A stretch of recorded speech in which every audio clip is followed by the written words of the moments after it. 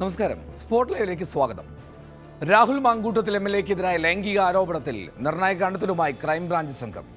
2 യുവതികൾ ഗർഭഛിദ്രം നടത്തിയെന്നാണ് പ്രത്യേക അന്വേഷണ സംഘം സ്ഥിരീകരിക്കുന്നത്. പരാതി നൽകാതിരിക്കാൻ 2 യുവതികൾക്കും ശക്തമായ സമ്മർദ്ദമുണ്ടെന്നും ക്രൈംബ്രാഞ്ച് പറയുന്നു. ന്യൂസ് 18 എക്സ്ക്ലൂസീവ് വാർത്തയിലേക്കാണ് സ്പോട്ട് ലൈവ് ആദ്യം കിടക്കുന്നത്. സ്വാഗതം ഒരിക്കൽ കൂടി.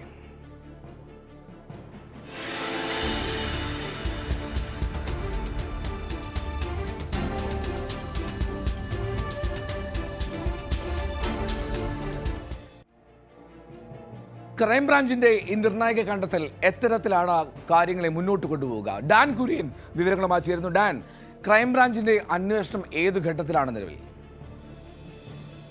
എൽഡോ, വളരെ നിർണായകമായ ഒരു കണ്ടെത്തലാണ് ക്രൈംബ്രാഞ്ച് ഇപ്പോൾ ഉണ്ടായിരിക്കുന്നത്. രാഹുൽ മാങ്കൂട്ടത്തിനെതിരെ നേരിട്ട് പരാതി നൽകാൻ ഇരകളായവർ ആരും രംഗത്തെത്താതിരിക്കുകയും അന്വേഷണം പ്രതിസന്ധിയിലൂടെ നീങ്ങുകയും ചെയ്യുന്നതിനിടയിലാണ് രണ്ടാമതൊരാൾ കൂടി ഗർഭചിത്രം നടത്തിയിട്ടുണ്ട് എന്ന നിർണായക വിവരം ക്രൈംബ്രാഞ്ചിന്റെ പ്രത്യേക അന്വേഷണ സംഘത്തിന് ലഭിച്ചത്. അതേ തുടർന്ന് ഇതുമായി ബന്ധപ്പെട്ട ചില തെളിവുകൾക്ക് വേണ്ടി ക്രൈംബ്രാഞ്ച് അന്വേഷണം വ്യാപിപ്പിച്ചിട്ടുണ്ട്. അതേസമയം ഈ രണ്ടാമത് ഗർഭചിത്രം നടത്തിയ യുവതി കേരളത്തിന് പുറത്തു വെച്ചാണ് അത് നടത്തിയിരിക്കുന്നത് എന്നാണ് നിലവിലെ കണ്ടെത്തൽ. ആ പശ്ചാത്തലത്തിൽ ഈ ഗർഭചിത്രം നടത്തിയ ആശുപത്രി കേന്ദ്രീകരിച്ചുകൂടി അന്വേഷണം നീളും. അതോടൊപ്പം അത്തരമൊരു നടപടിക്ക് ആരാണ് പ്രേരിപ്പിച്ചത്, അല്ലെങ്കിൽ അതിൽ ബാഹ്യസമർത്ഥം ഏത് വിധത്തിലായിരുന്നു എന്നതടക്കമുള്ള കാര്യങ്ങളിലേക്ക് വിശദമായ അന്വേഷണം ഉണ്ടാകുമെന്ന സൂചനകളാണ് ഇപ്പോൾ ലഭിച്ചുകൊണ്ടിരിക്കുന്നത്.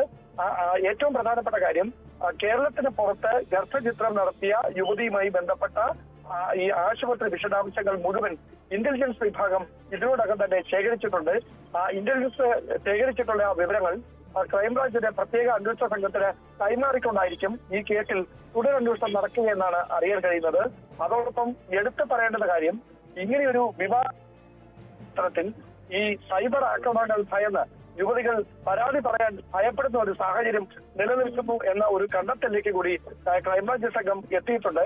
അങ്ങനെയാണെങ്കിൽ ഈ കേസുമായി ബന്ധപ്പെട്ട് BNS സെക്ഷൻ 88 പ്രകാരം നേരിട്ട് കേസ് രജിസ്റ്റർ ചെയ്യുന്നതുമായി ബന്ധപ്പെട്ട സാധ്യതകളിലേക്ക് ക്രൈംബ്രാഞ്ച് കടക്കുകയാണ്. ഇതിൽ വിദഗ്ധരുടെ നിയമോപദേശം തേടിയതിനു ശേഷമായിരിക്കും ഈ കാര്യത്തിൽ തുടർ നീക്കങ്ങൾ ഉണ്ടാകുക എന്ന സൂചനകളാണ് ഇപ്പോൾ പുറത്തു വരുന്നത്. ഡാൻ, അപ്പോൾ അവിടെ ഒരു പ്രശ്നമില്ലേ? പരാതിക്കാർ അങ്ങനെ പരാതി നൽകാൻ പരാതിയുമായി യുവതികൾ വരാതിരിക്കുന്ന ഒരു പശ്ചാത്തലവും സാഹചര്യമൊക്കെ ഉണ്ടെങ്കിൽ എത്തരത്തിലായിരിക്കും കേസ് മുന്നോട്ട് കൊണ്ടുപോകാൻ സാധിക്കുക ക്രൈംബ്രാഞ്ചിന്? അതാണ് എന്തോ ഞാൻ സൂചിപ്പിച്ചത്. ഭാരതീയ ന്യായ സംഹിതയിലെ സെക്ഷൻ 88 പ്രകാരം ഇത്തരത്തിൽ ഗർഭചിത്രം ഡോക്ടറുടെ കൃത്യമായ നിർദ്ദേശത്തിന്റെ അടിസ്ഥാനത്തിലല്ല നടത്തിയിരിക്കുന്നതെങ്കിൽ അവിടെ ഗർഭചിത്രം നടത്തിയ യുവതി ഉൾപ്പെടെ പ്രതികളായി മാറുന്ന സാഹചര്യം ഉണ്ടാകും. അതായത് ഈ അമ്മയുടെ ജീവന് അപകടമുണ്ടെന്നോ ഉള്ളിൽ വളരുന്ന ശിശുവിന്റെ ജീവന് അപകടമുണ്ടെന്നോ അതല്ല എങ്കിൽ മറ്റേതെങ്കിലും തരത്തിലുള്ള ആരോഗ്യ പ്രശ്നങ്ങൾ, ഗുരുതരമായ ആരോഗ്യ പ്രശ്നങ്ങൾ ഉണ്ടാകുമെന്നുള്ള കണ്ടെത്തലിന്റെ അടിസ്ഥാനത്തിൽ മാത്രമേ പുതിയ നിയമപ്രകാരം ഗർഭചിത്രം നടത്താനാവൂ. അതാണ് നിയമത്തിലെ പുതിയ വ്യവസ്ഥ. അങ്ങനെയിരിക്കെ ഡോക്ടർമാർ കൃത്യമായി ഇതുമായി ബന്ധപ്പെട്ട എന്ത് കണ്ടെത്തലിന്റെ അടിസ്ഥാനത്തിലാണ് ഈ ഗർഭചിത്രം നടത്താൻ അനുമതി നൽകിയത് എന്ന കാര്യത്തിലായിരിക്കും വിശദമായ അന്വേഷണം നടക്കുക.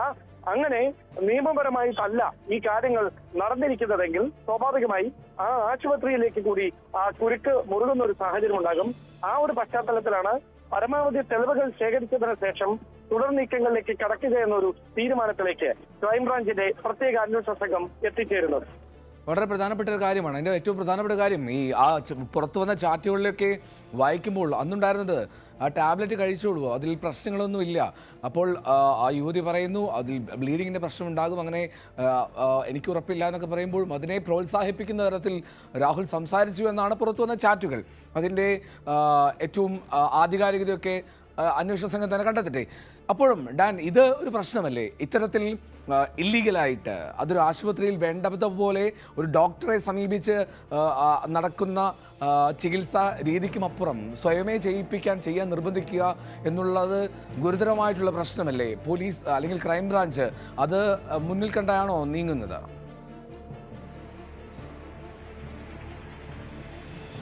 അതായത് ഈ വിഷയത്തിൽ എടുത്തു പറയേണ്ട കാര്യം, നേരത്തെ പുറത്തു വന്ന വാട്സാപ്പ് ചാറ്റുകളും അതോടൊപ്പം ശബ്ദ സംഭാഷണങ്ങളും ഇതടക്കമുള്ള കാര്യങ്ങൾ ഒരു യുവതിയുടേതാണ്.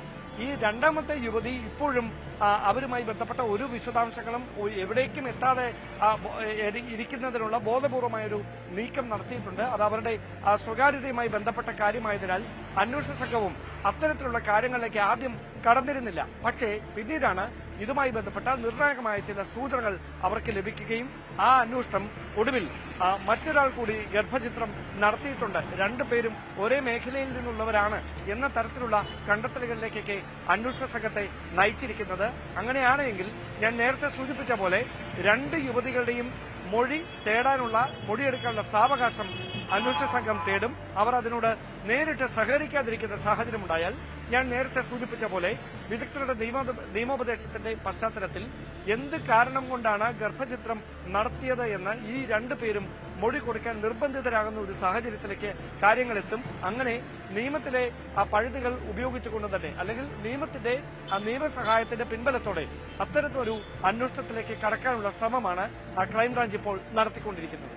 ഇപ്പോൾ ഡാൻ സൂചിപ്പിച്ചതുപോലെ തന്നെ ഇപ്പോൾ യുവതികളുടെ മൊഴിയെടുക്കാൻ അവർ നിർബന്ധിതരാകും ഉറപ്പായിട്ടും. അതിനുമപ്പുറത്തേക്ക് മറ്റു പലരുടെയും മൊഴിയെടുത്തു എന്നുള്ള സൂചനയുണ്ടല്ലോ. നേരത്തെയും ഇപ്പോൾ പരാതിയുമായി രാഹുലിനെതിരെ പ്രത്യക്ഷത്തിലെത്തിയ ആളുകളുടെ മൊഴി ഈ സംഘം തന്നെയാണോ രേഖപ്പെടുത്തിയത് ഡാൻ?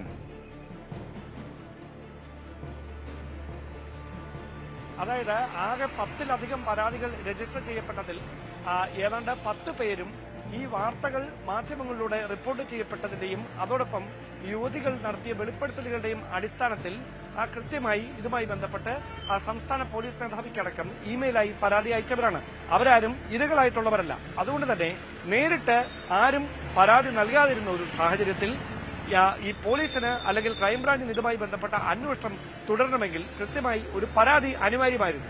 ആ പശ്ചാത്തലത്തിലാണ് ഈ 10 പേർ നൽകിയ 10 പരാതിക്കാരിൽ നിന്ന് 2 പേരെ മൊഴിയെടുക്കാനായി വിളിപ്പിച്ചതിന് ശേഷം ആ 2 പേരുടെ മൊഴിയുടെ അടിസ്ഥാനത്തിൽ ആ മൊഴിയിൽ പറഞ്ഞിരിക്കുന്ന ആളുകളിലേക്ക് അന്വേഷണം അല്ലെങ്കിൽ അവർ പറഞ്ഞിരിക്കുന്ന ഇരകളിലേക്ക് അന്വേഷണം വ്യാപിപ്പിക്കുന്ന ഒരു തീരുമാനത്തിലേക്ക് അവർ എത്തിച്ചേർന്നത്. അങ്ങനെയാണ് ഇപ്പോൾ ഈ രണ്ടാമതൊരാൾ കൂടി ഗർഭചിത്രം നടത്തിയിട്ടുണ്ട് എന്ന് വ്യക്തമാക്കുന്ന തെളിവുകൾ പ്രത്യേക അന്വേഷണ സംഘത്തിന് ലഭിക്കുകയും ചെയ്തിരിക്കുന്നത്.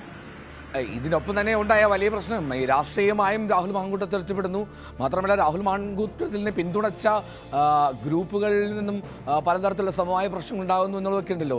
ഈ പരാതികളും ഈ വിഷയവുമൊക്കെ രാഷ്ട്രീയമായി കോൺഗ്രസിനെയും വല്ലാത്ത ഒരു കുരുക്കിക്കൊണ്ട് എത്തിച്ച ഒരു മട്ടിലേക്കാണ് പോകുന്നത്. സമാനതകളില്ലാത്ത ഒരു പ്രതിരോധത്തിലേക്ക് കോൺഗ്രസ് പോകുന്നു. ഇത്രയും നാടുകളില്ലാത്ത ഒരു വല്ലാത്ത ഒരു അവസ്ഥയിലേക്ക് കോൺഗ്രസ് നേതൃത്വത്തിന് നീങ്ങേണ്ടി വരുന്നു. ഇത്തരമൊരു സാഹചര്യമുണ്ടല്ലോ. ആ സാഹചര്യം ഒന്ന് വിവരിക്കണം ഡാൻ.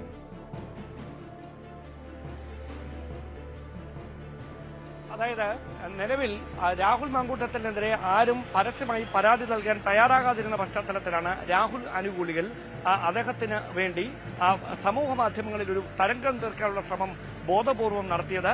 രാഹുലിനെ ബോധപൂർവം വേട്ടയാടാനുള്ള ശ്രമം ചില രാഷ്ട്രീയ കക്ഷികളുടെയും മാധ്യമങ്ങളുടെയും ഒക്കെ സഹായത്തോടെ നടത്തുകയാണ് എന്ന തരത്തിലുള്ള വലിയ സൈബർ ആക്രമണമാണ് രാഹുലിനെതിരെ നിലപാട് എടുത്തവർക്കെതിരെ ഉണ്ടായിക്കൊണ്ടിരുന്നത്. സ്വന്തം പാർട്ടിയിലെ വനിതാ നേതാക്കൾക്കെതിരെ അടക്കം രൂക്ഷമായ വിമർശനമാണ് ഉയർന്നു കേട്ടത്. അതോടൊപ്പം മുതിർന്ന നേതാക്കൾ പലരും കടുത്ത അതൃപ്തി രേഖപ്പെടുത്തി രംഗത്തെത്തുന്ന സാഹചര്യം ഉണ്ടായിട്ടും അവരുടെ വായടപ്പിക്കാനായി അവരുടെ സ്വകാര്യതകളിലേക്ക് കൂടി കടന്നുകയറി ഈ സൈബർ കടന്നാക്രമണം നീളുന്ന ഒരു സാഹചര്യമുണ്ടായി. അതോടെയാണ് ഒരു വിഭാഗം നേതാക്കൾ പൂർണ്ണ മൗനത്തിലേക്ക് മാറുന്ന ഒരു സാഹചര്യമുണ്ടായത്. പക്ഷേ എടുത്തു പറയേണ്ട കാര്യം പ്രതിപക്ഷ നേതാവ് വി.ഡി. സതീശന് ഈ പരാതികളുടെ ഗൌരവം എത്രത്തോളമായിരുന്നു എന്ന കാര്യം ഈ വിവാദം ഉണ്ടാകുന്നതിന് മുമ്പ് തന്നെ അറിയാമായിരുന്ന ഒരു പശ്ചാത്തലമാണ് എന്ന സൂചനകളാണ് പുറത്തുവരുന്നത്. അതുകൊണ്ട് തന്നെയാണ് മറ്റ് നേതാക്കളുടെ ഒന്നും പൂർണ്ണമായ പിന്തുണ അദ്ദേഹത്തിന് ലഭിക്കാതിരുന്നിട്ട് കൂടി ഈ വിഷയത്തിൽ ഒരു വിട്ടുവീഴ്ചയും പാടില്ല എന്ന നിലപാടിൽ പ്രതിപക്ഷ നേതാവ് വി.ഡി. സതീശൻ ഉറച്ചു നിന്നത്.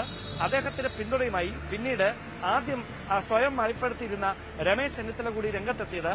അദ്ദേഹവും ഈ സംഭവങ്ങളുടെ ഗൌരവം എത്രത്തോളമാണ് എന്ന് നേരിട്ട് ബോധ്യപ്പെട്ടതിന്റെ അടിസ്ഥാനത്തിൽ തന്നെയാണ്.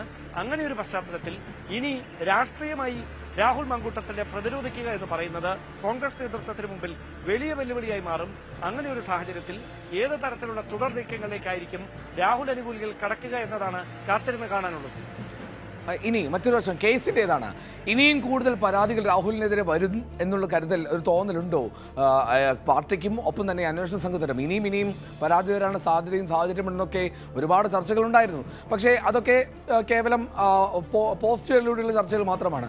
അതിനേക്കാൾ ഉപരിയായിട്ട് ഇത്രത്തോളം ഇത് വിവാദമായ പശ്ചാത്തലത്തിൽ ഇപ്പോൾ 2 യുവതികളുടെ മൊഴിയെടുക്കാൻ സാധ്യതയുണ്ട് എന്നുള്ള മട്ടിലേക്ക് കാര്യങ്ങൾ പോകുന്ന ഒരു സാഹചര്യത്തിൽ ഇനിയും പരാതി രാഹുലിനെതിരെ ഉയരാനുള്ള സാഹചര്യം ഉണ്ടോ? ഇതൊക്കെയാണ് നമ്മൾ ഉറ്റുനോക്കുന്നത്.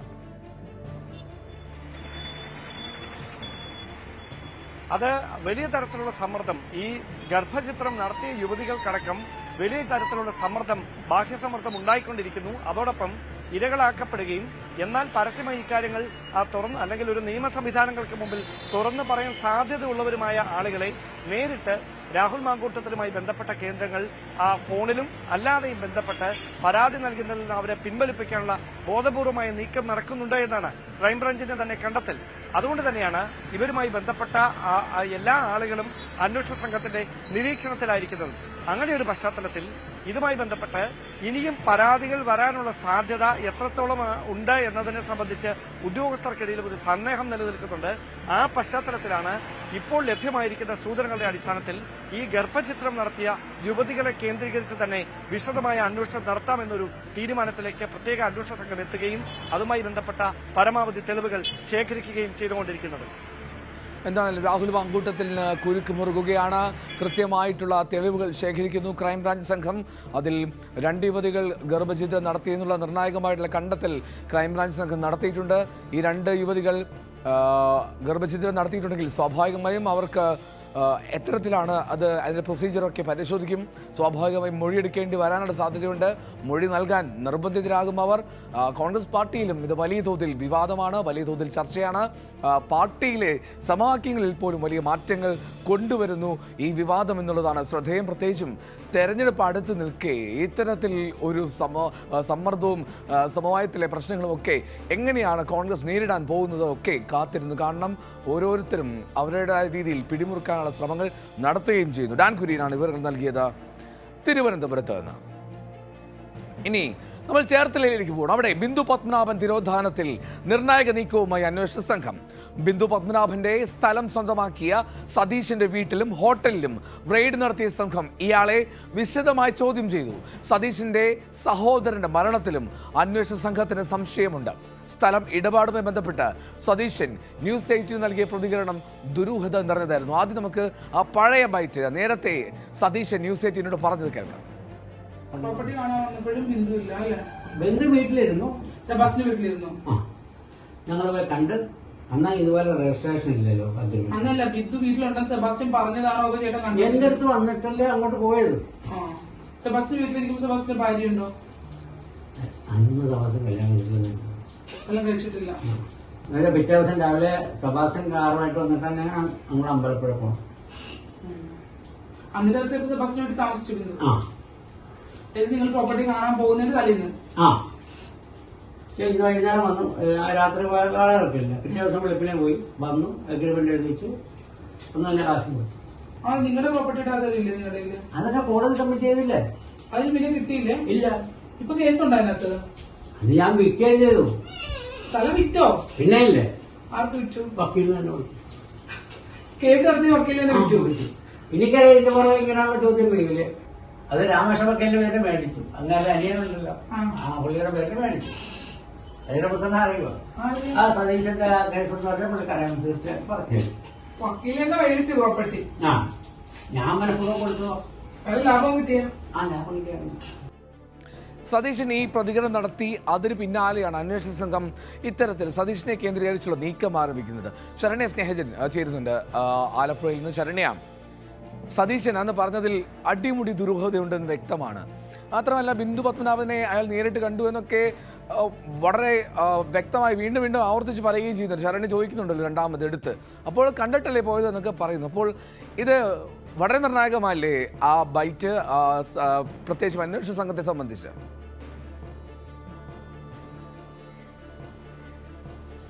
എൽദോ, ഈ കേസിനകത്ത് ഏറ്റവും പ്രധാനപ്പെട്ടത് ബിന്ദു പത്മനാഭന്റെ സ്വത്തുക്കൾ ഉൾപ്പെടെ വലിയ കോടികൾ വിലമതിക്കുന്ന സ്വത്തുക്കൾ ഉൾപ്പെടെ തട്ടിയെടുക്കപ്പെട്ടു എന്നുള്ളതാണ്. അതൊരു സെബാസ്റ്റ്യൻ എന്നുള്ള ഒരു കില്ലർ എന്നതിനപ്പുറത്തേക്ക്, അല്ലെങ്കിൽ ഒരു സീരിയൽ കില്ലർ എന്നതിനപ്പുറത്തേക്ക് മറ്റു പല തന്ത്രങ്ങളും ആ സ്ത്രീയുടെ സ്വത്തുക്കൾ തട്ടിയെടുക്കുന്ന ഉൾപ്പെടെയുള്ള കാര്യങ്ങൾ നടന്നിട്ടുണ്ട് എന്നുള്ളത് ആദ്യഘട്ടത്തിൽ, അതായത് 2017 ഈ കേസ് എടുക്കുന്ന ഘട്ടത്തിൽ തന്നെ നമുക്ക് ബോധ്യപ്പെട്ടിട്ടുള്ളതാണ്. അതായത് അവരുടെ ഈ പറഞ്ഞ പോലെയുള്ള എറണാകുളത്തെ കണ്ണായ സ്ഥലങ്ങൾ, കോടികൾ വിലമതിക്കുന്ന ഇടപ്പള്ളിയിലുള്ള പ്രോപ്പർട്ടി ഉൾപ്പെടെ Bindu Padmanabhan power of attorney Sebastian എഴുതി നൽകിക്കൊണ്ട് സെബാസ്റ്റ്യൻ അത് വിൽക്കാനുള്ള, ക്രയവിക്രയം നടത്താനുള്ള എല്ലാ അനുമതിയും നൽകിക്കൊണ്ടുള്ള പവർ ഓഫ് അറ്റോർണി ആയിരുന്നു എന്നുള്ളതാണ്. അത് മാത്രമല്ല, ഇതിനകത്ത് ഈ സതീശൻ പറയുന്ന കാര്യമുണ്ട്, ബിന്ദുവിന് പണം ആവശ്യമുള്ളത് കൊണ്ട് ബിന്ദു ആ സ്ഥലം വിൽക്കുന്നതിന് വേണ്ടി തൻ്റെ മുന്നിലേക്ക് വന്നു എന്നുള്ളതാണ്. ഡോക്യുമെന്റ്സ് തന്നെ കാണിച്ചു, അമ്പലപ്പുഴയിലെ പ്രോപ്പർട്ടി താൻ പോയി കണ്ടു, താൻ അത് വാങ്ങുന്നതിന് വേണ്ടിയുള്ള അഡ്വാൻസ് ചെയ്തു എന്നുള്ളതാണ് അയാൾ വ്യക്തമാക്കുന്നത്. അങ്ങനെ പണം ആവശ്യമുണ്ടെന്ന് പറഞ്ഞ ബിന്ദു പത്മനാഭൻ എന്തുകൊണ്ട് ആ സ്ഥലം പൂർണ്ണമായി എഴുതി പൂർണ്ണമായി തുക കൈപ്പറ്റുന്നതിനായി എത്തിയില്ല എന്നുള്ള ചോദ്യം വളരെ പ്രസക്തമാണ്. മാത്രമല്ല, ബിന്ദു അവിടെ നിന്ന് പോയ അന്നത്തെ ദിവസം ബിന്ദു എത്തി തൻ്റെ ഹോട്ടലിന് മുന്നിൽ വന്നു, ലോഡ്ജിന് മുന്നിൽ വന്നു എന്ന് അയാൾ വ്യക്തമാക്കുന്നു. കാറിൽ ആണ് വന്നത്, കാറിൻ്റെ അകത്തിരിക്കുകയായിരുന്നു, സെബാസ്റ്റ്യൻ ഉണ്ടായിരുന്നു, താൻ കണ്ടു, താൻ ആ പ്രോപ്പർട്ടിയുടെ ഡോക്യുമെന്റ്സ് ബിന്ദുവിൻ്റെ കയ്യിൽ നിന്ന് വാങ്ങി എന്ന് അയാൾ പറയുന്നു.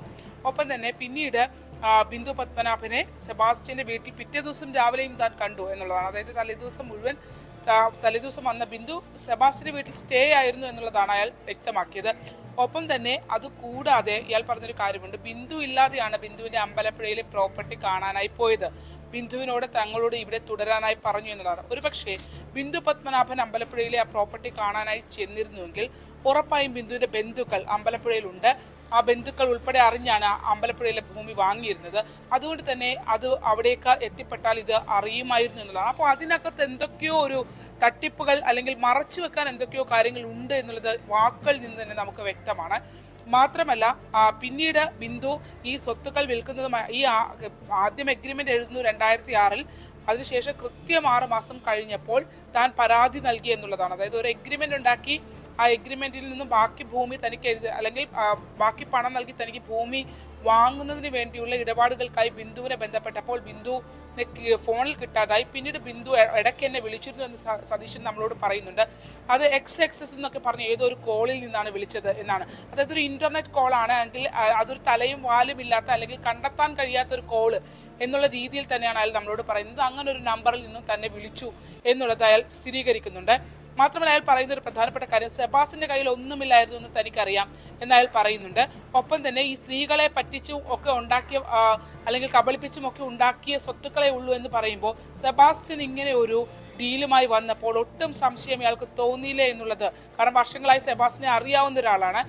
മാത്രമല്ല, ഈ ബിന്ദുവിനെ ഈ പ്രോപ്പർട്ടിയുടെ ഉടമയായി ബിന്ദുവിനെ കാണാതാകുകയും ബിന്ദു അന്ന് ഫോണിൽ ഈ പറഞ്ഞ എക്സ് എന്നൊക്കെ പറഞ്ഞ നമ്പറിൽ നിന്ന് വിളിച്ച് ബിന്ദു കോൺടാക്ട് ചെയ്തു എന്ന് പറയുന്ന സമയത്ത് ബിന്ദു ഇയാളോട് പറഞ്ഞു എന്ന് പറഞ്ഞൊരു മറുപടി ഉണ്ട്. അതായത്, ഞാൻ വന്നില്ലെങ്കിലും ഭൂമി എങ്ങനെ എഴുതി വാങ്ങണം എന്നുള്ളത് സംബന്ധിച്ച് നിങ്ങൾക്കറിയില്ലേ എന്നുള്ള മറുപടിയാണ് ബിന്ദു നൽകിയത്. അതായത് പണം ആവശ്യപ്പെട്ട് വരുന്ന ബിന്ദു ഈ തുച്ഛമായ പണം വാങ്ങി സ്വന്തം സ്ഥലം അയാൾക്ക് എങ്ങനെയെങ്കിലും എഴുതിയെടുക്കാൻ നിങ്ങൾക്കറിയില്ലേ എന്നുള്ള രീതിയിൽ മറുപടി പറഞ്ഞു പോയെന്ന അവിശ്വസനീയമായ ഒരു വിശദീകരണമാണ് ഈ സതീശന്റെ ഭാഗത്ത് നിന്ന് നമുക്ക് ലഭ്യമായത് എന്നുള്ളതാണ്.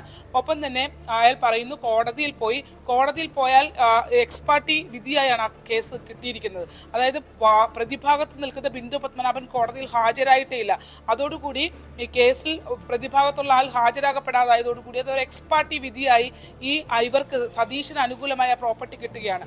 അത് കഴിഞ്ഞ ഉടനെ തന്നെ ഈ പ്രോപ്പർട്ടിയുടെ ഉടമസ്ഥാവകാശത്തിലേക്ക് വരുന്ന ഘട്ടത്തിൽ തന്നെ ഇയാൾ ആ പ്രോപ്പർട്ടി, ആ കേസ് വാദിച്ച ആൾക്ക് തന്നെ, അഭിഭാഷകൻ, ആലപ്പുഴയിലെ പ്രമുഖ അഭിഭാഷകന്റെ സഹോദരന് തന്നെ, കേസ് വാദിച്ച അഭിഭാഷകന്റെ സഹോദരന് തന്നെ അത് വിറ്റു എന്നുള്ളതാണ്. അതിന് വേണ്ടി അപ്പോൾ ഇത് തങ്ങളുടെ കയ്യിലിരുന്നാൽ പ്രശ്നമാകുമെന്നും ഇത് മറ്റൊരു രീതിയിലേക്ക് എത്രയും പെട്ടെന്ന് കൈമാറ്റം ചെയ്യപ്പെടണം എന്നുള്ള രീതിയിലുള്ള ഒരു ഇന്റൻഷൻ അതിനകത്ത് നടന്നോ എന്നുള്ളത് കൃത്യമായ സംശയം ഉളവാക്കുന്ന രീതിയിലാണ് ഈ ഇടപാടുകളൊക്കെ നടന്നിട്ടുള്ളതെന്ന് വ്യക്തമാണ്. മാത്രമല്ല, സെബാസ്റ്റ്യൻ ഈ സതീശനുമായി ബന്ധപ്പെട്ട മറ്റൊരു ദുരൂഹത കൂടിയുണ്ട്. എന്ന് വെച്ചാൽ, സതീശന്റെ സഹോദരൻ ജയദേവൻ മരണപ്പെട്ടതുമായി ബന്ധപ്പെട്ട് സെബാസ്റ്റ്യനെതിരെ വലിയ ആരോപണം നിലനിൽക്കുന്നുണ്ട് എന്നുള്ളതാണ്. സെബാസ്റ്റ്യൻ ഈ സതീശന്റെ സഹോദരൻ ജയദേവന് അവിടുത്തെ തന്നെ ഒരു കുടുംബക്ഷേത്രത്തിന്റെ ട്രസ്റ്റിയായി ജോലി ഉണ്ടായിരുന്ന ഒരാളാണ്. അന്ന് മാത്രമല്ല, അദ്ദേഹം ഇവിടെ ഒരു കേന്ദ്ര സർക്കാർ സ്ഥാപനത്തിലെ ഉന്നത ഉദ്യോഗസ്ഥനുമായിരുന്നു. അദ്ദേഹത്തിന്റെ കോടിക്കണക്കിന് രൂപ ഈ അമ്പലത്തിന്റെ ഉൾപ്പെടെയുള്ള പണം റിയൽ എസ്റ്റേറ്റിലേക്കായി ഉപയോഗപ്പെട്ടിട്ടുണ്ട് എന്നുള്ളതാണ്. അവസാനം ഈ ജയദേവൻ എന്ന് പറഞ്ഞ വ്യക്തിയെ പിന്നീട് റെയിൽവേ ട്രാക്കിൽ മരിച്ച നിലയിലാണ് കാണപ്പെടുന്നത്. മരണപ്പെടുന്നതിന്റെ തലേ ദിവസം സെബാസ്റ്റ്യനും ജയദേവനും ഒരുമിച്ച് ചേർത്തലയിലെ ബാറിലിരുന്ന് മദ്യപിച്ചു എന്നുള്ളത് അന്വേഷണ സംഘം കണ്ടെത്തുകയും ചെയ്തിട്ടുണ്ട്.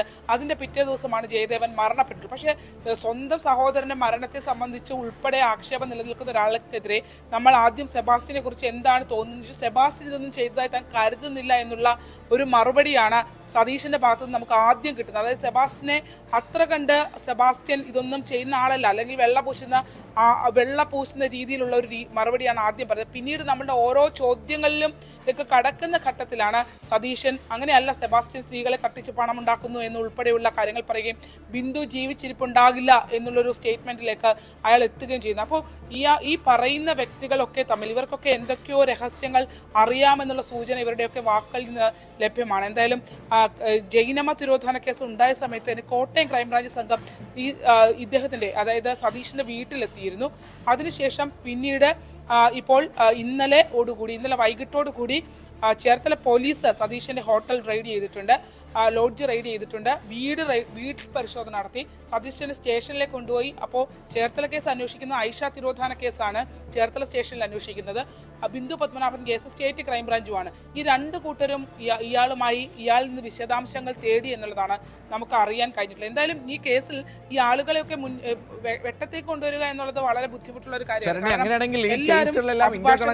ഇതിനകത്തൊക്കെ ലിങ്കായി ഇയാളുണ്ട് എന്നുള്ള സംശയമുണ്ടോ അന്വേഷണ സംഘത്തിന്? പ്രത്യേകിച്ചും ഇപ്പൊ ചേർത്തല പോലീസും ക്രൈംബ്രാഞ്ചും വിവിധ കേസുകൾ അന്വേഷിക്കുന്നവർ ഇയാളെ കേന്ദ്രീകരിച്ച് ഒരു പരിശോധനയും തുടരന്വേഷണവും നടത്തുന്നുണ്ടെങ്കിൽ അതിൽ ഒരു ഇന്റർലിങ്ക് ഒരു ബന്ധം അതിലുണ്ട് എന്ന് സംശയിക്കേണ്ടതല്ലേ?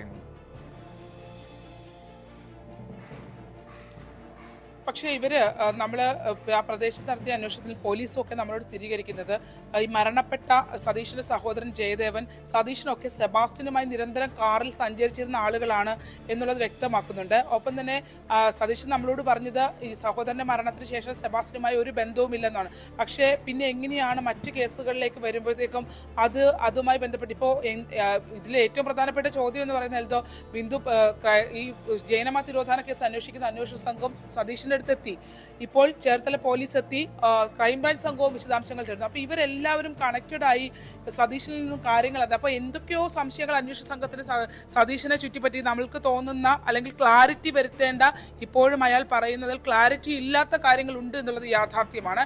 ആ ക്ലാരിറ്റി വരുത്തേണ്ടതുണ്ട്. ഒന്ന്, ഇതിനകത്ത് ഏറ്റവും പ്രധാനപ്പെട്ടതെന്ന് പറഞ്ഞാൽ റിയൽ എസ്റ്റേറ്റ് മാഫിയയ്ക്ക് ഇതിനകത്ത് കൃത്യമായൊരു ഇൻവോൾവ്മെന്റ് ഈ ബിന്ദു എന്ന സ്ത്രീയുടെ തിരോധാനവുമായി ബന്ധപ്പെട്ടുണ്ട് എന്നുള്ളത് യാഥാർത്ഥ്യമാണ്. കാരണം ബിന്ദുവിന്റെയും പ്രവീണിന്റെയും 3 ഏക്കറോളം വരുന്ന അവർക്ക് രണ്ടുപേർക്കും അവകാശപ്പെട്ട ഭൂമിയാണ് വളരെ പെട്ടെന്ന് മറ്റുള്ളവരുടെ കൈകളിലേക്ക് പോയത് എന്നുള്ളതാണ്. ഭൂമി വാങ്ങിയിരിക്കുന്നത് ഒരു പോലീസ് ഉദ്യോഗസ്ഥർ വാങ്ങിയിട്ടുണ്ട്. ഒപ്പം തന്നെ സെബാസ്റ്റ്യന്റെ പേരിലേക്ക് പല ഇപ്പോൾ ഇടപ്പള്ളിയിലെ ഭൂമി എന്ന് പറയുന്നത് ഇടപ്പള്ളി പ്രധാന റോഡിലെ ഭൂമിയാണ്. അതൊക്കെ കോടികൾ വിലമതിക്കുന്ന ഭൂമിയാണ്. അപ്പോൾ അത്രയും സ്ഥലങ്ങൾ ഇയാളിലേക്ക് പോകുമ്പോൾ അവിടെ ആധാരമെഴുത്ത് ഓഫീസിൽ ഹാജരാകുന്നത്, രജിസ്ട്രേഷൻ ഓഫീസിൽ ഹാജരാകുന്നത് മറ്റൊരു സ്ത്രീയാണ്. മാത്രമല്ല ഈ രജിസ്ട്രേഷന് വേണ്ടിയുള്ള ഡോക്യുമെന്റ്സ്, വ്യാജ SSLC ബുക്കിന്റെ പകർപ്പ്, അറ്റസ്റ്റഡ് കോപ്പി, ഒപ്പം തന്നെ ഡ്രൈവിംഗ് ലൈസൻസ്, ഇതെല്ലാം അവിടെ എത്തുന്നെങ്കിൽ ഇതിനകത്ത് ഈ ലാൻഡ് മാഫിയയുടെ ഒരു ഇടപെടൽ ഉണ്ട് എന്നുള്ളത് യാഥാർത്ഥ്യമാണ്. എന്തായാലും സതീശനും സെബാസ്റ്റ്യനും തമ്മിൽ ഭൂമി ഇടപാടുകൾ ഉണ്ട് എന്നുള്ളത് യാഥാർത്ഥ്യമാണ്. അപ്പോൾ അതിനകത്ത് ഇതിൽ എന്തൊക്കെ ഇൻവോൾവ്മെന്റ് ഉണ്ട്? ഇനി ബിന്ദുവിന്റെ തിരോധാനത്തിൽ സതീശന് കൂടുതൽ കാര്യങ്ങൾ അറിയാൻ കഴിയുമോ? ഇപ്പോൾ സതീശൻ പറയുന്നത് 2006 ഈ സംഭവം ബിന്ദുവിനെ കാണുന്നതെന്നാണ്. പക്ഷേ 2005 മെയ് തൊട്ട് ബിന്ദു അബ്സ്കോണ്ടിങ് ആണ്, അല്ലെങ്കിൽ ബിന്ദു ജീവനോടെ ഇല്ലെന്നാണ് അന്വേഷണ സംഘത്തിന്റെ ഒരു വിലയിരുത്തൽ. അങ്ങനെയാണെങ്കിൽ ഈ സതീശനെ എങ്ങനെ കണ്ടു, അല്ലെങ്കിൽ സെബാസ്റ്റ്യന്റെ വീട്ടിൽ കണ്ടു, സംശയാസ്പദമായി ഒന്നും തോന്നിയില്ലേ എന്നൊക്കെയുള്ള വളരെ പ്രധാനപ്പെട്ട ചോദ്യമുണ്ട്. മറ്റൊന്ന്, സതീശൻ നേരത്തെ തന്നെ മോൺസൺ മാവുങ്കൽ കേസിൽ മോൺസൺ മാവുങ്കലിന് ബ്യൂട്ടി പാർലർ, നമുക്കറിയാം വിവാദമായ ആ ഒരു ബ്യൂട്ടി പാർലർ പ്രവർത്തിച്ചിരുന്നത് ഈ സതീഷിന്റെ ലോഡ്ജിലായിരുന്നു. ഇപ്പോൾ കഴിഞ്ഞ ദിവസവും ഈ സതീഷിനുമായി ബന്ധപ്പെട്ട് ഒരു നോർത്ത് ഇന്ത്യൻ പെൺകുട്ടിയുടെ മരണവുമായി ബന്ധപ്പെട്ട ചില അന്വേഷണങ്ങൾ പോലീസിന് വിവരം ലഭിച്ചിട്ടുണ്ട്. അങ്ങനെ സതീശന്റെ ആ സ്ഥാപനവുമായി ബന്ധപ്പെട്ടാണ് എന്നുള്ള സൂചനകൾ ലഭിച്ചിട്ടുണ്ട്. അതുമായി ബന്ധപ്പെട്ടുള്ള അന്വേഷണങ്ങളൊക്കെ നടക്കുന്നുണ്ട്. മറ്റെന്തൊക്കെയോ പെൺവാണിഭ ഇടപാടുകൾ ഈ സെബാസ്റ്റ്യനുമായി ബന്ധപ്പെട്ടുണ്ടായിരുന്നോ, അതിന് മറ്റ് ആളുകൾ അതിനകത്ത് കണക്റ്റഡ് ആണോ എന്നതുൾപ്പെടെയുള്ള കാര്യങ്ങളൊക്കെ എന്തായാലും പോലീസ് വളരെ സീരിയസ് ആയിട്ടാണ് ഈ കാര്യത്തെ നോക്കിക്കാണുന്നത്. സതീശനെ ഇന്നലെ ചേർത്തല പോലീസ് സ്റ്റേഷനിൽ വിളിച്ചു വരുത്തി, ഈ റെയ്ഡുകൾ പരിശോധനകൾക്ക് ശേഷം ചേർത്തല പോലീസ് സ്റ്റേഷനിൽ വിളിച്ചു വരുത്തി ചോദ്യം ചെയ്യൽ നടത്തിയിട്ടുണ്ട്. സതീശൻ പറഞ്ഞൊരു കാര്യം, ഈ ബിന്ദുവിന് വേണ്ടിയുള്ള ഭൂമി എഴുതിയെടുത്തപ്പോൾ കോടതിയിൽ കെട്ടിവെച്ച പണം ബിന്ദു പത്മനാഭൻ പിന്നീട് വന്ന് വാങ്ങിക്കൊണ്ട് പോയി. 2007 കേസ് ആക്റ്റീവായി കേസ് പോകുന്നത്. അതിനുശേഷം 4 വർഷത്തിന് ശേഷം അനുകൂല വിധി ഉണ്ടാകുന്നു. അനുകൂല വിധി ഉണ്ടായ ശേഷം പണം കെട്ടിവെച്ച തുക ബിന്ദു വാങ്ങിയിട്ടുണ്ട്, ബിന്ദു വാങ്ങിക്കൊണ്ട് പോയെന്നാണ് അഭിഭാഷകൻ തന്നോട് പറഞ്ഞു എന്നുൾപ്പെടെയുള്ള സ്റ്റേറ്റ്മെന്റ് നമ്മളുടെ കയ്യിൽ പുള്ളി പറയുന്നതായുണ്ട്. അപ്പോൾ ഇതൊക്കെ എങ്ങനെ സംഭവിക്കുന്നു? ബിന്ദു 2005 ശേഷം മരണപ്പെട്ടു എന്ന് അന്വേഷണ സംഘം പറയുമ്പോൾ ഇവരെങ്ങനെയാണ് മാറ്റി മറ്റൊരു കാര്യം അവതരിപ്പിക്കുന്നത് ഉൾപ്പെടെയുള്ള കാര്യങ്ങൾ ക്ലാരിറ്റി വരുത്തേണ്ടതുണ്ട്. എന്തായാലും നേരത്തെ ബിന്ദു പത്മനാഭൻ തിരോധാനം എന്ന് പറയുന്നത് ഒരു യുവതിയുടെ മിസ്സിംഗ് കേസിനപ്പുറത്തേക്ക് അവരുടെ സ്വത്തുക്കൾ തട്ടിയെടുത്ത കേസ് കൂടി ഉണ്ടായിരുന്നു. പക്ഷേ ഇപ്പോൾ എത്തി നിൽക്കുന്നത് 4 സ്ത്രീകളുടെ തിരോധാനവുമായി ബന്ധപ്പെട്ട് അതിൽ 3 സ്ത്രീകളും കൊല്ലപ്പെട്ടിട്ടുണ്ടെന്ന് തന്നെ അന്വേഷണ സംഘം അനുമാനിക്കുന്ന ഒരു വ്യക്തിയുടെ കേസായാണ് സെബാസ്റ്റ്യന്റെ കേസ് ഇപ്പോൾ നിൽക്കുന്നത്. അത് വളരെ ഗൗരവമുള്ള കേസാണ്. ആ ഗൗരവത്തോടു കൂടി തന്നെയാണ് അന്വേഷണ സംഘം ഇതിനെ കാണുന്നത്.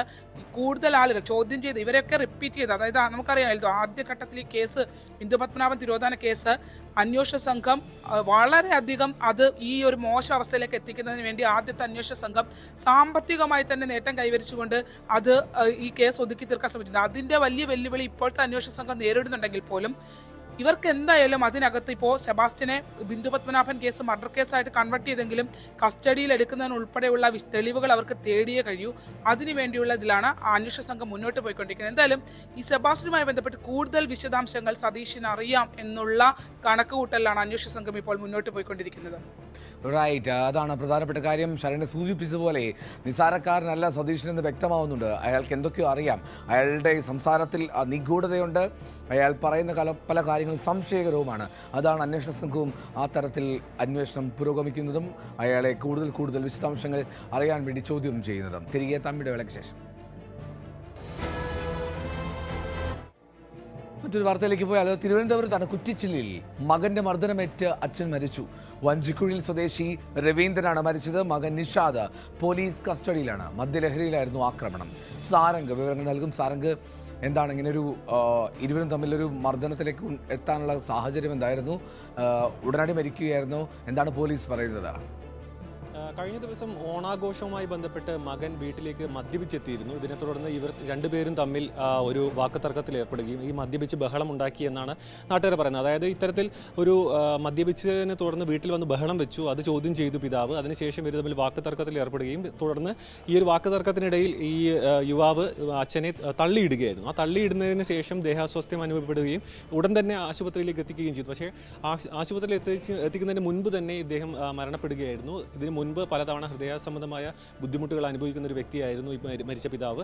പക്ഷേ ഈ ഒരു മർദ്ദനത്തിൻ്റെ ഭാഗമായിട്ടാണോ മരണം സംഭവിച്ചത്, അല്ല ഇതിനിടയിൽ അറ്റാക്ക് അങ്ങനെയുള്ള എന്തെങ്കിലും ശാരീരിക പ്രശ്നങ്ങൾ ഉണ്ടായതിനു ശേഷമാണോ ഇതുമൂലമാണോ മരണം ഉണ്ടായത് എന്ന് വ്യക്തത വന്നിട്ടില്ല. അതിൽ അത്തരം കാര്യങ്ങളിൽ വ്യക്തത വരാൻ വേണ്ടി പോലീസ് പോസ്റ്റ്മോർട്ടം നടപടികളിലേക്ക് കടന്നിട്ടുണ്ട്. മൃതദേഹം ഇപ്പോൾ തിരുവനന്തപുരം മെഡിക്കൽ കോളേജിൽ പോസ്റ്റ്മോർട്ടം നടപടികളിലേക്ക് കടക്കുകയാണ്. അത്തരത്തിൽ ഈ ഒരു പോസ്റ്റ്മോർട്ടം നടപടി റിസൾട്ട് വന്നതിന് ശേഷം മാത്രമാണ് ഇതിൽ മരണകാരണം എന്താണെന്ന് വ്യക്തമാകുകയുള്ളൂ. മകനെ ഉടനടി തന്നെ പോലീസ് അറസ്റ്റ് ചെയ്തിരുന്നു.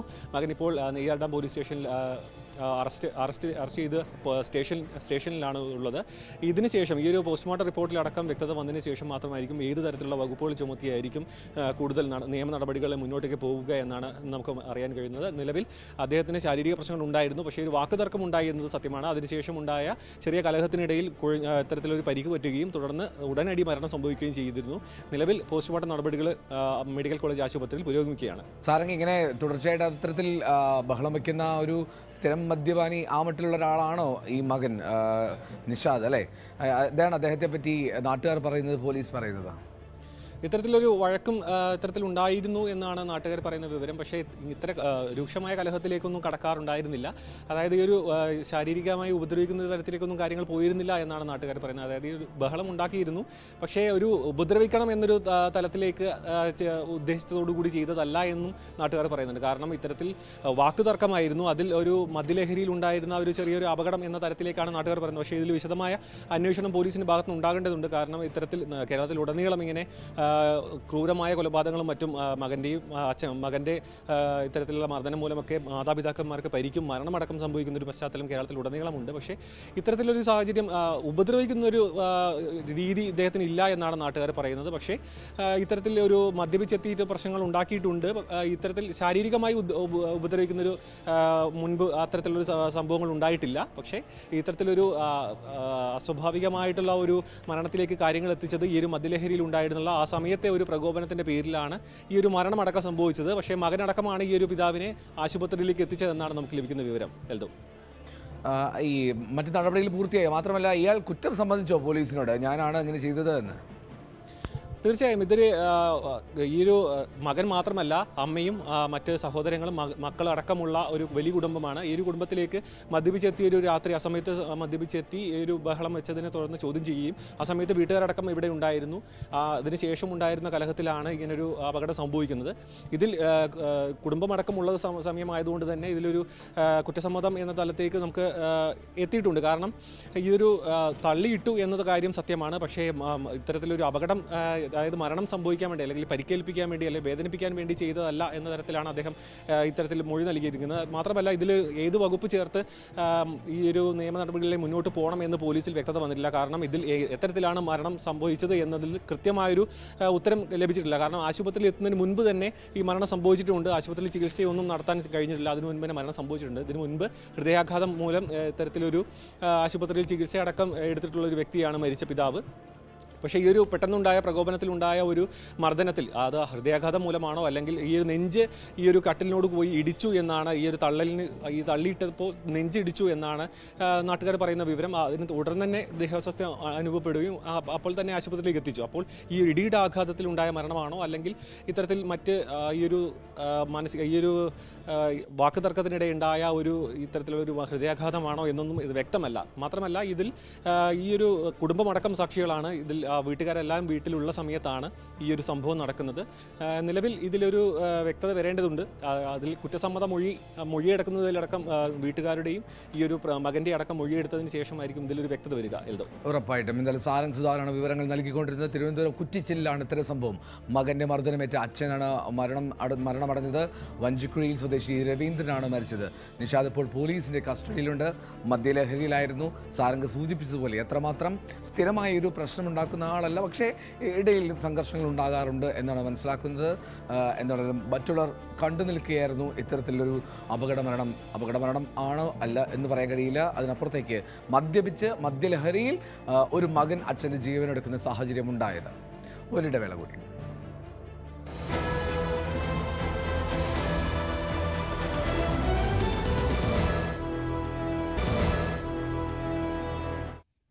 സ്പോട്ട്ലൈറ്റ് തുടരുകയാണ്.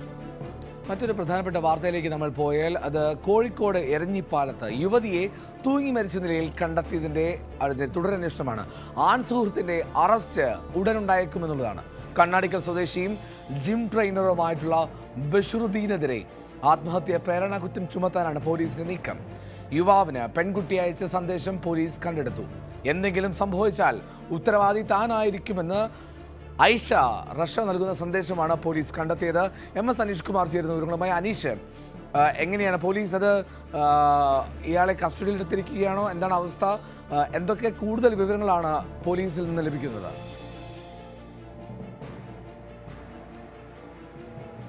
എൽദോ, കഴിഞ്ഞ ദിവസം രാത്രിയാണ് അത്തോളി സ്വദേശിനിയായ ഐഷ എന്ന പെൺകുട്ടിയെ എരഞ്ഞിപ്പാലത്തെ ആൺസുഹൃത്തിന്റെ വീട്ടിൽ മരിച്ച നിലയിൽ കണ്ടെത്തിയത്.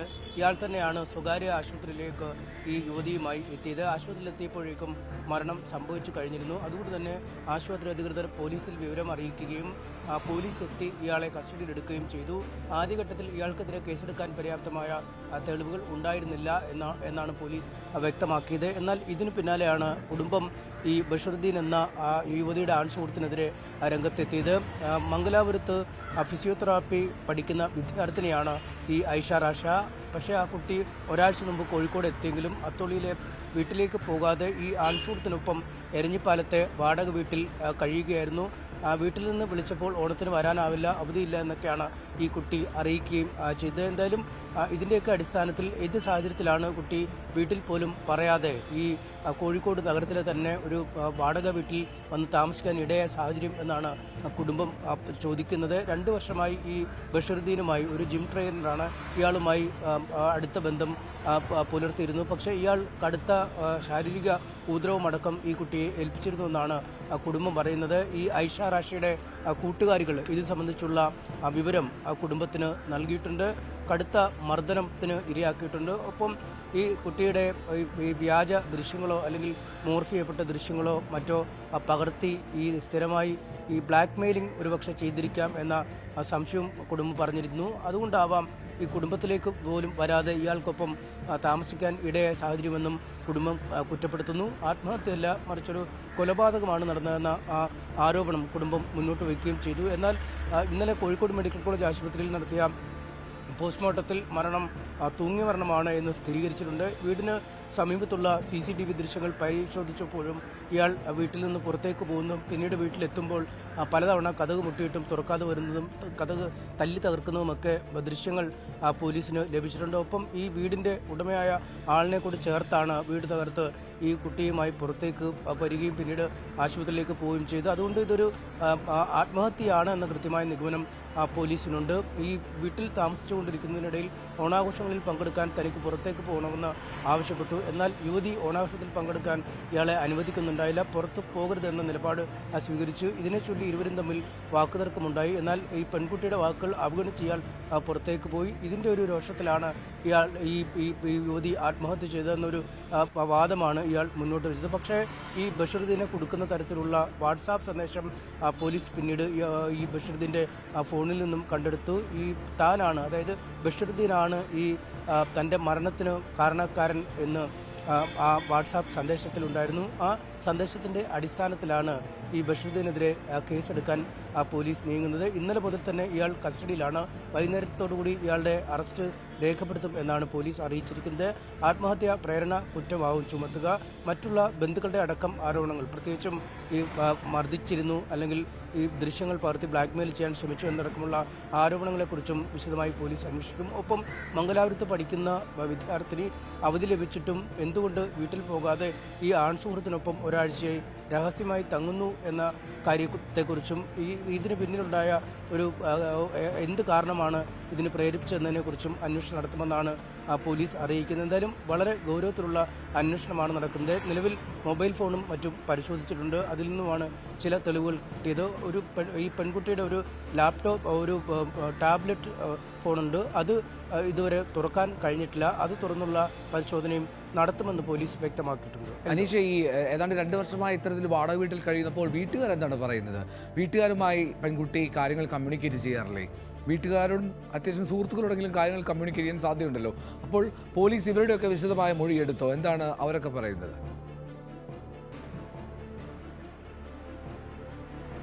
എൽദോ 2 വർഷമായി ഇവർ തമ്മിലുള്ള സ്നേഹബന്ധം തുടങ്ങിയിട്ട്. പക്ഷേ ആ 2 വർഷവും പൂർണ്ണമായി ഇയാളുടെ വീട്ടിലായിരുന്നില്ല താമസം. ഈ പലപ്പോഴും കോഴിക്കോട് എത്തുമ്പോൾ താമസിച്ചിട്ടുണ്ട് എന്ന വിവരം ലഭിച്ചിട്ടുണ്ട്. പക്ഷേ കുടുംബത്തോട് വളരെ അടുത്ത ബന്ധമാണ് പുലർത്തിയെന്ന് കാര്യങ്ങളൊക്കെ പറയുകയുമൊക്കെ ചെയ്തു. പക്ഷേ കഴിഞ്ഞ കുറച്ച് നാളുകളായാണ് ഇത്തരത്തിൽ ഒരു ഉൾവലിഞ്ഞുള്ള പെരുമാറ്റം ഈ പെൺകുട്ടിയുടെ ഭാഗത്തുനിന്ന് ഉണ്ടാവുന്നത്.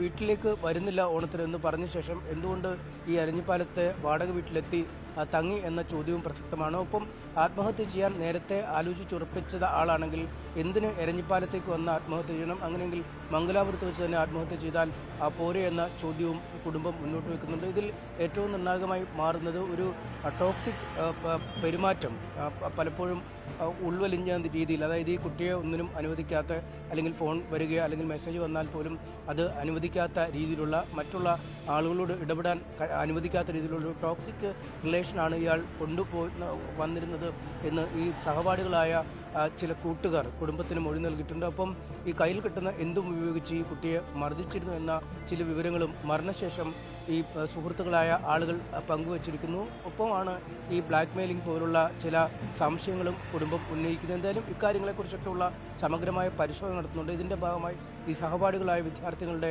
മൊഴികൾ എടുക്കും എന്ന് പോലീസ് അറിയിച്ചിട്ടുണ്ട്. കുടുംബത്തിൻ്റെ മൊഴി രേഖപ്പെടുത്തും.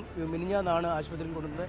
ഇന്നലെയാണ് പോസ്റ്റ്മോർട്ടം അടക്കമുള്ള നടപടിക്രമങ്ങൾ പൂർത്തിയാക്കി കുടുംബത്തിന് മൃതദേഹം കൈമാറിയത്. അതുകൊണ്ട് അതിൻ്റെ ഒരു സ്വാഭാവിക സമയം എടുക്കുന്ന ചില പ്രക്രിയകളുണ്ട്. അക്കാര്യങ്ങളൊക്കെ ഒരു വശത്ത് ശേഖരിക്കും. അന്ന് തന്നെ ഈ ആശുപത്രിയിൽ വെച്ച സമയത്ത് തന്നെ ഈ ബഷീറുദ്ദീനെ പോലീസ് കസ്റ്റഡിയിലെടുത്തിരുന്നു. പുറത്തേക്ക് അതിനുശേഷം വിട്ടിരുന്നില്ല. ഇപ്പോഴും പോലീസിൻ്റെ കസ്റ്റഡിയിൽ തന്നെയാണ് അയാൾ ഉള്ളത്. വൈകാതെ ഇയാളുടെ അറസ്റ്റ് രേഖപ്പെടുത്തുമെന്നാണ് മനസ്സിലാക്കാൻ കഴിയുന്നത്. ഒപ്പം ഇയാൾക്ക് അമ്മ നേരത്തെ തന്നെ മരിച്ചു പോയതാണ്. അച്ഛൻ മറ്റൊരു സ്ത്രീയെ വിവാഹം കഴിച്ച് കോയമ്പത്തൂരിലേക്ക് പോയിരിക്കുന്നു. ഇയാൾ തനിച്ചാണ് ജീവിക്കുന്നത്. വീട് കണ്ണാടിക്കൽ ഭാഗത്തായിരുന്നു വീട്, പക്ഷേ അവിടെ വീട് ഇപ്പോൾ ഇല്ല എന്നാണ് മനസ്സിലാക്കാൻ കഴിയുന്നത്. ഒരു വാടക വീടെടുത്ത് താമസിക്കുന്നു. ജിം ട്രെയിനറായി പ്രവർത്തിക്കുന്നു.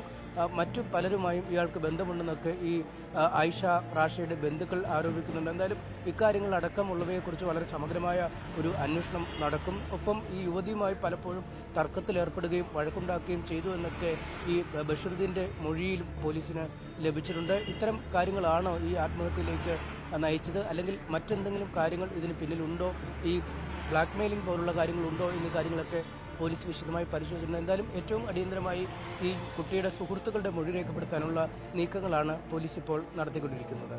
എൽദോ, കുട്ടിയുടെ വിവരങ്ങൾ തേടുകയാണ് ഇപ്പോൾ പോലീസ്. ഓപ്പൺ ചെയ്യാൻ കഴിയാത്ത ടാബ്ലറ്റിൽ നിന്ന് ടാബിലെ കൂടുതൽ വിവരങ്ങൾ എത്രത്തോളം നിർണായകമാകുമെന്ന് കാത്തിരിക്കാമെന്നുണ്ടെങ്കിലും ഒരുപാട് ദുരൂഹതകൾ അതിലുണ്ട്. എന്താണ് ഇതിന് കാരണമെന്നൊക്കെ ഇനിയും പിന്നാലെ പുറത്തേക്ക് എത്തുമെന്ന് പ്രതീക്ഷിക്കാമെന്നാണെങ്കിലും ജിം ട്രെയിനറായിട്ടുള്ള ബഷീറുദ്ദീൻ, അദ്ദേഹത്തിനെതിരെയാണ് ഈ ആത്മഹത്യ പ്രേരണാകുറ്റം ചുമത്താൻ പോലീസിൻ്റെ തീരുമാനം. പെൺകുട്ടി അയച്ച സന്ദേശം അത് പോലീസ് കണ്ടെടുത്തിട്ടുണ്ട്. എന്തെങ്കിലും സംഭവിച്ചാൽ താനായിരിക്കും ഉത്തരവാദി എന്ന് കൃത്യമായി ഈ പെൺകുട്ടി, അതായത് ആയിഷ റഷ, അതിൽ പറയുന്നുണ്ട് എന്നുള്ളതാണ് ഏറ്റവും പ്രധാനപ്പെട്ട കാര്യം. എം എസ് അനീഷ് കുമാറാണ് വിവരങ്ങൾ നൽകിയത് കോഴിക്കോട് നിന്ന്. പത്തനംതിട്ട തിരുവല്ലയിൽ AIG വിനോദ് കുമാറിന്റെ സ്വകാര്യ വാഹനം വഴിയാത്രക്കാരനെ ഇടിച്ചിട്ട സംഭവത്തിൽ വിചിത്ര നടപടിയുമായി തിരുവല്ല പോലീസ്. അപകടത്തിൽപ്പെട്ട് പരുക്കേറ്റയാളെ പ്രതിയാക്കി തിരുവല്ല പോലീസ് കേസെടുത്തു. ഓഗസ്റ്റ് 30 രാത്രിയായിരുന്നു അപകടം. AIGക്കായി പോലീസ് ഒത്തുകളിച്ചു എന്നാണ് ആക്ഷേപം. ശശി നാരായണൻ വിവരം നൽകുന്നു. ശശി, വ്യക്തമാണല്ലോ, അങ്ങനെ ഇടിച്ചിട്ടുണ്ടെങ്കിൽ അയാൾ എങ്ങനെ പ്രതിയാവും? ശശി, അത് തന്നെയാണ് പ്രധാന ചോദ്യം. ഒരാൾ അപകടത്തിൽപ്പെട്ട വാഹനം ഇടിച്ച് അപകടത്തിൽപ്പെട്ട ശേഷം അയാൾക്കെതിരെ തന്നെ പോലീസ് അയാളുടെ പേരിൽ നടപടി സ്വീകരിക്കുന്നു എന്നുള്ളതാണ് ഇതിനൊരു വിചിത്രമായ നടപടി എന്ന് പറയുന്നത്. ആ ഇടിച്ച വാഹനം എന്ന് പറയുന്നത് AIGയുടെ വാഹനം, VG വിനോദ് കുമാറിന്റെ വാഹനമാണ്. സ്വകാര്യ വാഹനമാണ്. ഈ വഴിയാത്രക്കാരനായ ഇതര സംസ്ഥാന തൊഴിലാളിയെ ഇടിച്ചിട്ട് പരിക്കേൽപ്പിക്കുന്നത്. ആ പരിക്കേറ്റ ആൾക്ക് തന്നെ ആളുടെ പേര് കേസെടുക്കുന്നത്. അതും പോലീസിന്റെ ഡ്രൈവറാണ് ഈ സ്വകാര്യ വാഹനം ഓടിച്ചിരുന്നത് എന്നുള്ളൊരു ഗുരുതരമായ ഒരു വീഴ്ച കൂടി ഇതിനകത്തുണ്ട്. ആ ഡ്രൈവറുടെ മൊഴി പ്രകാരമാണ് ഈ വാഹനം ഇടിച്ചിട്ട ഇതര സംസ്ഥാന തൊഴിലാളിയുടെ പേരിലേക്ക് കേസ് പോലീസ് രജിസ്റ്റർ ചെയ്യുന്നത്. തിരുവല്ല പോലീസാണ് ഇത്തരത്തിൽ വിചിത്രമായ രീതിയിൽ നടപടി എടുത്തിട്ടുള്ളത്. എന്തായാലും പരിക്കേറ്റ ഈ ഇതര സംസ്ഥാന തൊഴിലാളി ആശുപത്രിയിലാണ്, പക്ഷെ അയാളുടെ പേരിൽ കേസും പോലീസ് എടുത്തിട്ടുണ്ട്. എന്തായാലും ജില്ലാ പോലീസ് എസ് പോലീസ് മേധാവി ഇക്കാര്യത്തിൽ വിശദീകരണം തേടിയിട്ടുണ്ട്.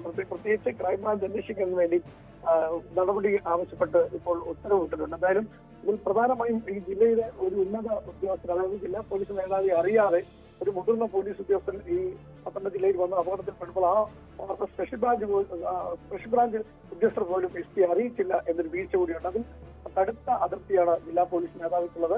അതിൽ വിശദമായ അന്വേഷണം നടത്തണമെന്ന് ആവശ്യപ്പെട്ടുകൊണ്ട് ഇപ്പോൾ ക്രൈംബ്രാഞ്ചിന് ഉത്തരവ് കൈമാറിയിട്ടുണ്ട്.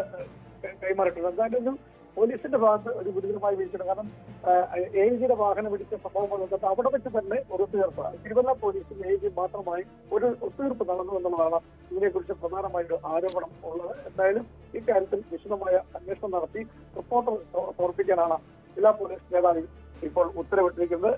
കഴിഞ്ഞ ഓഗസ്റ്റ് 30-നാണ് ഇത്തരത്തിൽ ഒരു അപകടം സംഭവിച്ചത്. ശശി, ഈ AIGയുടെ വാഹനം ഓടിച്ചിരുന്നത് ആരാണ്? അത് ഔദ്യോഗിക ഡ്രൈവർ തന്നെയായിരുന്നോ അതോ മറ്റാരെങ്കിലും ആണോ? എന്തോ അതാണ് ഞാൻ നേരത്തെ സൂചിപ്പിച്ചത്. പോലീസ് വാഹനത്തിന്റെ ഡ്രൈവർ തന്നെയാണ് ഈ സ്വകാര്യ വാഹനം ഓടിച്ചിരുന്നത്. AIGയുടെ സ്വകാര്യ വാഹനം ഈ പോലീസ് ഡ്രൈവർ തന്നെയാണ് ഓടിച്ചിരുന്നത്.